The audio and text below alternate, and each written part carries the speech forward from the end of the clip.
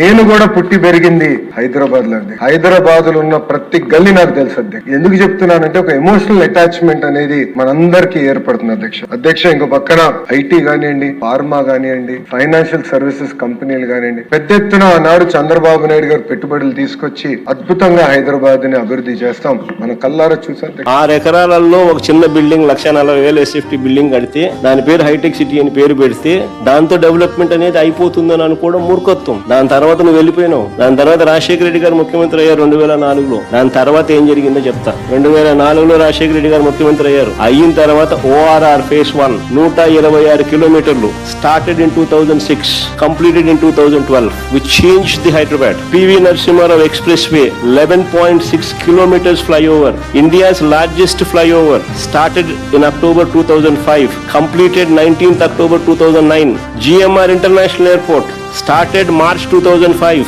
completed 23rd March 2008. ఇవన్నీ రాజశేఖర రెడ్డి గారి హయాంలో స్టార్ట్ చేయడము, కంప్లీట్ చేయడము. చంద్రబాబు నాయుడు దిగిపోయే నాటికి 2003-04లో రాష్ట్రం నుంచి, అప్పట్లో తెలంగాణ ఆంధ్ర కలిసి ఉన్న రాష్ట్రం నుంచి IT exports, IT and ITS exports చూస్తే 5,660 కోట్లు. చంద్రబాబు నాయుడు దిగిపోయే నాటికి 5 సంవత్సరాలలో వైఎస్ఆర్ గారు ముఖ్యమంత్రి కావడం 2004 నుంచి 2009, 5 సంవత్సరాల్లో ఇవన్నీ వైఎస్ఆర్ గారు చేయగలిగారు. కాబట్టి ఐటీ అండ్ ఐటీఎస్ ఎక్స్పోర్ట్స్ ఎంత తెలుసా? 2008-09 వచ్చేసరికి 32,509 కోట్లు. ఆ తర్వాత సెకండ్ టర్మ్ వచ్చేసరికి రాజశేఖర రెడ్డి గారు సెకండ్ టర్మ్ ఆయన చనిపోయినా కానీ ఆయన గెలిపించి ఇచ్చిన ప్రభుత్వంలో ఆయన కొనసాగింపుగా జరిగిన దాంట్లో, ఎందుకంటే ఇవన్నీ అయిపోయి చేశాడు కాబట్టి ఆ టైం అయిపోయేసరికి 2013-14 వచ్చేసరికి 57,000 కోట్లు ఐటీ ఎక్స్పోర్ట్స్ హైదరాబాద్ నుంచి. ఎక్కడ 5,650 కోట్లు అని చెప్పి నువ్వు అంతకు నువ్వే హైదరాబాద్ అంతా నేనే కట్టేసినాను, ఐటీ అంటే చంద్రబాబు నేనే అని చెప్పి చెప్పుకునే పరిస్థితి నుంచి సీ ద డిఫరెన్స్.